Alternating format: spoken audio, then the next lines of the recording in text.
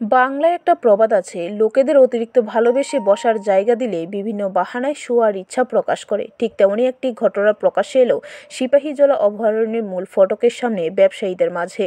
সিপাহীজলা অভয়ারণ্যের মূল ফটকের সামনে অনৈতিকভাবে পর্যটকদের ঘোরাফেরা এবং বসার জায়গা দখল করে রাখার অভিযোগ উঠল সিপাহীজলা অভয়ারণ্যের সামনে থাকা সমস্ত ব্যবসায়ীদের বিরুদ্ধে সোমবার সকালে।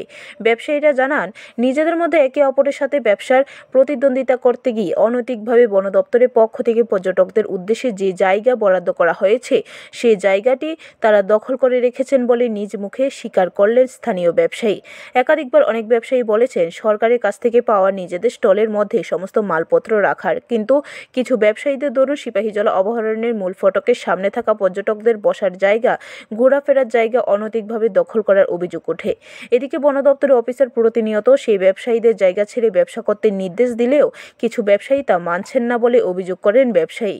রাজ্য বন দপ্তরের পক্ষ থেকে অভয়ারণ্যের মূল ফটকের সামনে থাকা কয়েকটি স্টল ব্যবসায়ীদের মধ্যে বন্টন করেন, কিন্তু দেখা যাচ্ছে ব্যবসায়ীরা বন দপ্তরের নির্দেশকে বৃদ্ধাঙ্গুল দেখে নিজেদের মর্জিমাফিক পর্যটকদের ঘোরাফেরা করা, এমনকি অভয়ারণ্যে থাকা বিভিন্ন পশু পাখিদের ঘোরাফেরার জায়গাটুকু দখল করেন। তাই উক্ত বিষয়ে পর্যটক থেকে শুরু করে স্থানীয় এলাকাবাসী দ্রুত বন দপ্তরের উচ্চপদস্থ আধিকারিকের হস্তক্ষেপ করার দাবি জানিয়েছেন।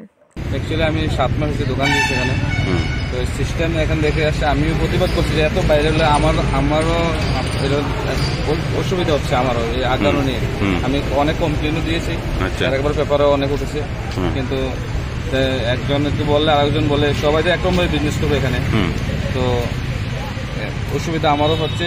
সবাই বলছে যে এটা সিস্টেম একজন গোছায় সবারই কও, সবাই নিলে আমরা নেবো, হলে আমরা। ব্যুরো রিপোর্ট, খবর ত্রিপুরা।